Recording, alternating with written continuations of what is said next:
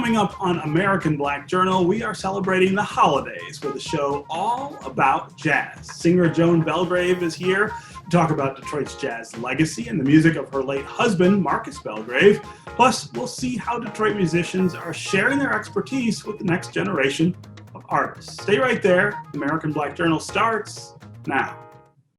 From Delta Faucets to Behr Paint, Masco Corporation is proud to deliver products that enhance the way consumers all over the world experience and enjoy their living spaces. Masco, serving Michigan communities since 1929. Support also provided by the Cynthia and Etzel Ford Fund for Journalism at Detroit Public TV. The DTE Foundation proudly supports 50 years of American Black Journal in covering African American history, culture, and politics. The DTE Foundation and American Black Journal, partners in presenting African American perspectives about our communities and in our world. Also brought to you by Nissan Foundation, Ally, UAW, Solidarity Forever, Impact at Home, and viewers like you. Thank you.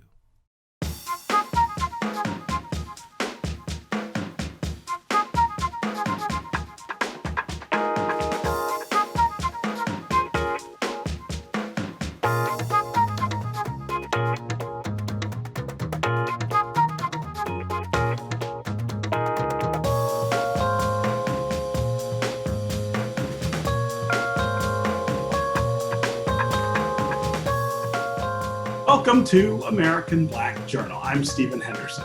Today, we're celebrating the holiday season with jazz, Detroit jazz. Early this year, prior to the pandemic, the city's jazz legacy was in the spotlight at a global music showcase in New York, and it was produced by Detroit's own Joan Belgrave. The event was called From Detroit to the World, and it honored the music and teachings of Joan's late husband, trumpeter Marcus Belgrave. Here for the first time on television is a medley from that New York production, followed by my conversation with Joan. Thought I go to the club, got as far as the door. They'd have asked me about you, don't get around much anymore. Oh, darling, I guess my mind is at ease, but nevertheless, why stir up memories? Been invited on dates, could have gone, but what for? I can't take it without you, don't get around much anymore.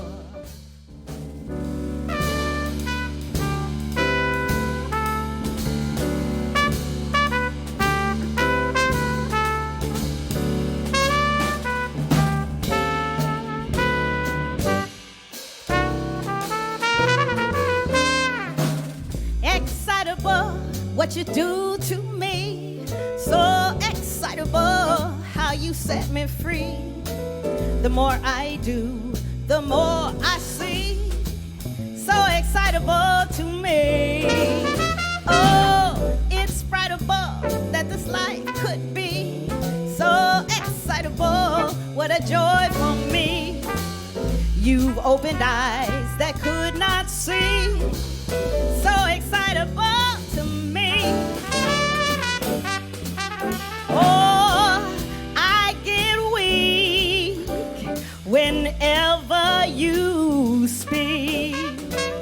How do you suppose, oh, that I was the one that you chose? Oh, it's wonderful how you make me feel so excitable that this love is real.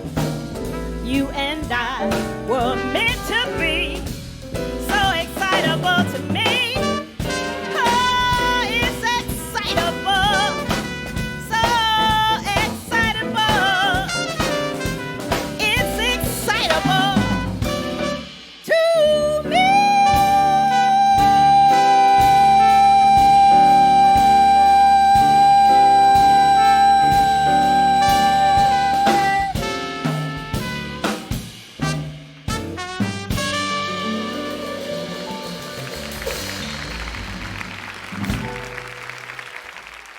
So let's start with this jazz showcase that you have put together. And this is a great time, I feel like, to talk about it, because I have to say that this is the time of year that we all think of music a little more than other times of the year. And of course, I have been thinking this year, for some reason, about your late husband, Marcus, and the talent and inspiration and voice he brought to music. I think this is a year when we're thinking about loss more than other times, and so he's been on my mind a bit. Well, there's an old saying that as long as there's someone thinking about you, remembering you, you will never be gone. Yeah, right. That's so I appreciate the fact that you're keeping him in your mind and in your thoughts. Yeah. So tell us about this showcase. From Detroit to the World is what it was entitled. I started out. There's this yearly event in New York. Okay, first of all, when Marcus passed, I went to New York to stay with my daughter. She had twins.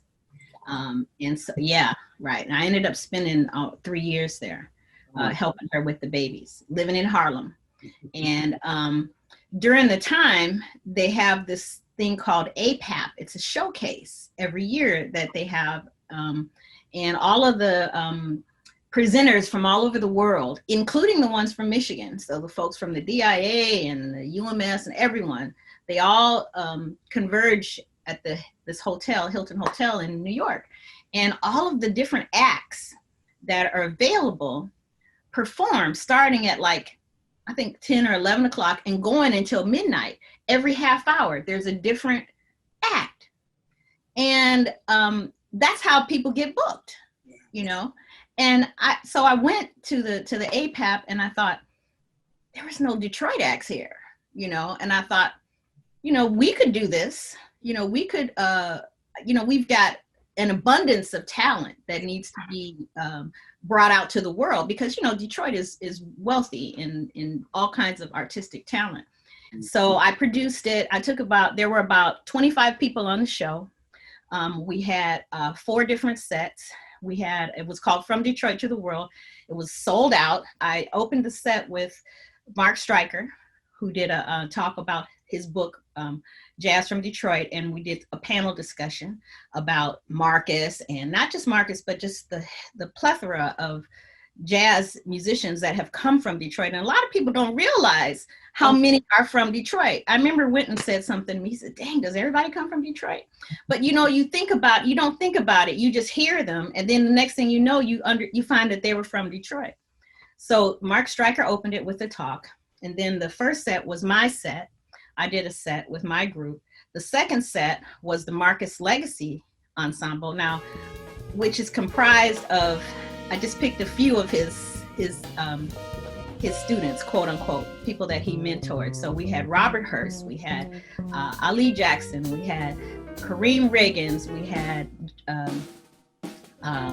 Kelvin Scholler, we had Theo Croker on trumpet, Dwight Adams on trumpet, and who was the other trumpeter? Oh, Greg Glassman on trumpet, who studied with Marcus in Oberlin.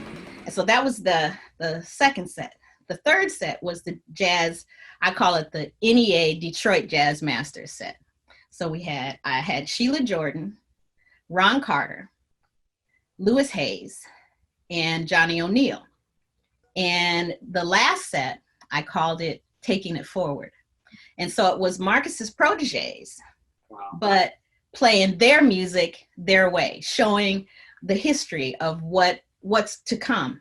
Marcus leaves such an incredible legacy. I mean, It's hard to even fathom how many young and now even middle-aged musicians he touched and really pushed to become who they are. And that's Detroit, I mean, that says a lot about what Detroit is. I mean, you go to other places and you have these competitions between musicians, the older musicians, and a lot of times they don't like the younger musicians because they say the young musicians are taking their jobs and da-da-da-da-da. But you don't have that in Detroit. You have a sense where people are welcomed with open arms, and made to do better. So yeah, and that's basically what happened, and I wanted to showcase that. I wanted people to see the culture in Detroit, how it worked, and how it's ours. I mean, it's not how it's ours, and it's so different. I mean, every New Orleans has its culture, New York has its culture. I get that, but Detroit is a little bit different than everybody else because of, our interest is the music, and the legacy, and we're not threatened by, younger people coming up. We put them on the stand with us, and say, okay, this is how because that's where you learn. You can go to school and go in the classroom, but what you learn is on the bandstand. Right. Yeah.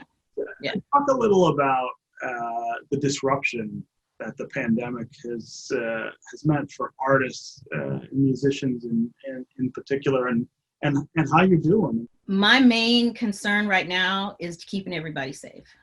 The music will survive. I know it's hard not to be out there practicing your craft, especially for like horn players, because their chops get weak if they're not out. I mean, because it's one thing to practice, it's another thing to play with someone and, the call and response and all that. It's just harder. I get that. But I think from what I'm hearing from most people, we're just trying to stay safe. We're trying to get through this so that we'll be here. We've lost so many. We've lost so many in the world. I mean, just a couple of days ago, Charlie Pride, and I was sitting there thinking, who let Charlie Pride get on the stage? I mean, that was my main thing. I mean, I get it. He got a Lifetime Achievement Award, but why couldn't he have done that virtually and still been here with us? So, I mean, you see, I'm in the studio at home. I think a lot of us are writing, still being creative, creating material however we can, but staying safe. Sending, who was it? Was it Patti, Labelle, and Michael Mcdonald, that song that they did On My Own? Not until later did we know that they had never even met each other. Right. I mean, that was a huge hit, and you hear it and you could just feel the chemistry between the two of them. There was no chemistry. They never met. So for me, I'm used to being around people. I'm used to feeding off of the energy of the musicians and the audience and all of that. So it's something that we have to get used to, but just like everything else, it's short-lived. We'll get through this if we all just be patient. And it's so hard. I mean, I get it. We've been cooped up almost a whole year, but I think if we just stay the course and just be patient and still wear our masks, wash our hands, I didn't get to see my children over the holiday, and I'm not going to see them for Christmas. And, I've got beautiful little grandbabies that, that I miss, but it's going to be okay, because come spring and summer, I'm hoping, praying that we'll be out of this. Joan Belgrave is one of the music greats who is featured in the Detroit Public Television documentary, Detroit Jazz City. The program looks at the history of jazz in the city, and it shows how our jazz community mentors up-and-coming musicians. One Detroit associate producer, Will Glover, spoke with drummer Tariq Gardner, who is the son of renowned bassist Marion Hayden, and one of the young musicians who is featured in the documentary.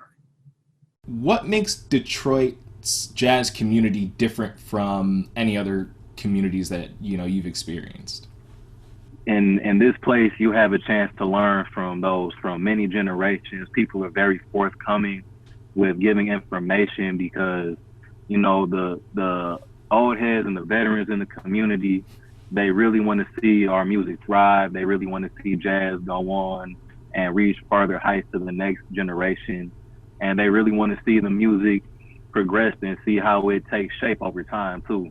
So there are so many people that are very open to hearing what people in my generation and my contemporaries have to add to the tradition. It's not just music that's passed on, it's other, cultural traditions within the jazz community that are passed down from generation to generation. So what are some of the lessons or, stories like that you've come away with so far? I've come away with a multitude, and I'm very grateful for them. The fact of being a person of your word, and how your word is your bond, right? Because being a musician and a performer, all you have is your word. If you don't show up, then the gig can't happen, or you're gonna put somebody in a bad spot to have to find somebody else. So if you say you're gonna be someplace, you're gonna do something at a certain time, you're gonna be at that place on that day at that time, and you don't wanna upend somebody's trust. If you tell somebody that you're gonna learn some of their music, you go on and learn it. If you tell someone you're gonna send them some music, you're gonna learn it. So it's just, kind of that process of diligence. And I've gotten that from both my mother especially, and from many of my mentors on the scene. You've been on a drum line during the Detroit Will Breathe protests. So what prompted you to participate in that and go out there and do that? The drums is within that context, it's a very unique situation as a drummer, because, we're really kind of helping everybody stay on their feet, stay on the mission, continue with the chant leaders, because there's actually been a few movements that I've heard of that have kind of fizzled a little bit, without there being a rhythmic element that is helping to, carry the bus forward. And, I'm very grateful for the other drummers that I've met in this process, because, there's so many other people that are out there that have, some of the same whys and some different whys than me. And we're all out there for the same reason. People I've never met before. And, I just feel like it's really something that's, that can be a part of history. What is the most important thing to you about jazz? That's a loaded question, my man. I'll tell you what. But I'll say that the most important thing to me is I call it action in the affirmative. The spirit of yes. The spirit of yeah, let's do this. The spirit of, well, this is a new thing to me, but I'm gonna learn it right now, and we're gonna do it, and we're gonna figure it out, and we're gonna make things happen. We're gonna make people jubilate, and we're gonna bring not only art to the people, but we're gonna bring them some spontaneous good energy that they need, whether it's live or in the studio. So to me, jazz is about yeah.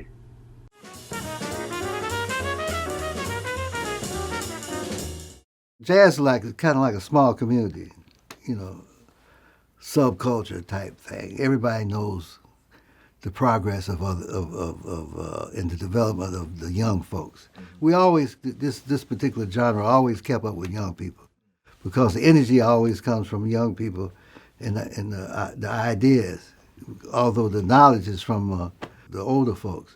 There's rigor in the community education school here.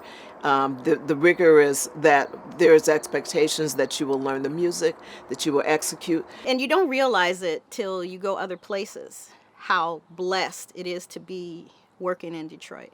The level of musicianship is just strong here in Detroit. I mean, not only the level of musicianship, but the knowledge of the songs. I mean, you can call a song and everybody knows it, and knows the right changes. There's traditions that are very African-centered, like respecting your elders. And I think those things to me are really are very precious, and they're the things that really make the community what it is. Barry's lessons also went beyond music. Charles McPherson, alto saxophone player, tells a story about when Charles was 15, 16 years old, he had begun going over to Barry's house to study. One day Barry saw that he had his report card, and Barry said, "Charles, I see you have your report card, can I see that?" And Charles says, "Yeah, sure." So he gives it to him, and Barry looks at the report card, kind of furrows his brow, and he looks up at Charles and he says, "Well, I see you've got all C's here." And Charles sort of offhandedly says, "Well, yeah, I guess I'm just average." And Barry really lit into him. And he said, look, man, you cannot be average and play this music. Your heroes, Charlie Parker, Bud Powell, Dizzy Gillespie, Thelonious Monk, these are not average men. You got to get it together.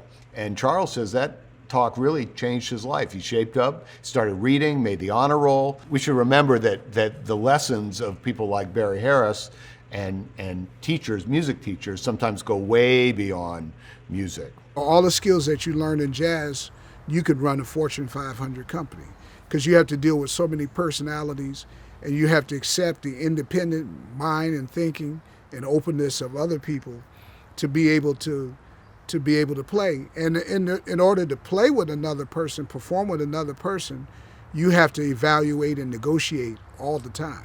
Sometimes when I'm playing with a drummer, they're not going to play in my time. So they just kind of play. They're the boss. So I can fight against that. And if I fight against that, the music doesn't sound good. But if I agree, I have to let go of my ego and agree. And that negotiation happens in the first 3 minutes of the gig. And so we have to, at some point, humble ourselves to the music. So if the drummer is feeling better than me, I go with them. But generally, if I'm making it feel better than them, they go with me. And so that's a negotiation that you have to do in real time. I've been in meetings with people where people have their way they think about it. And I said, well, yeah, let me hear your perspective. And sometimes they win me over. But sometimes I'm able to sway them with what I'm thinking because I listen to them. And being a bass player, you're in the middle of everything. So you have to listen. Listening is the key to leadership, because it doesn't have to be your idea, it just has to be a good idea.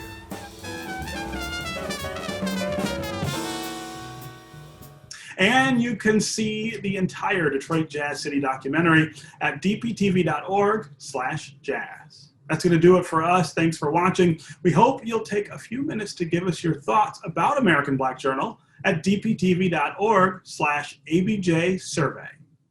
We're going to leave you with more from the New York Winter Jazz Fest held earlier this year. Here is an original composition by Marcus Belgrave titled Space Odyssey, performed by the Marcus Belgrave Legacy Ensemble. Happy holidays.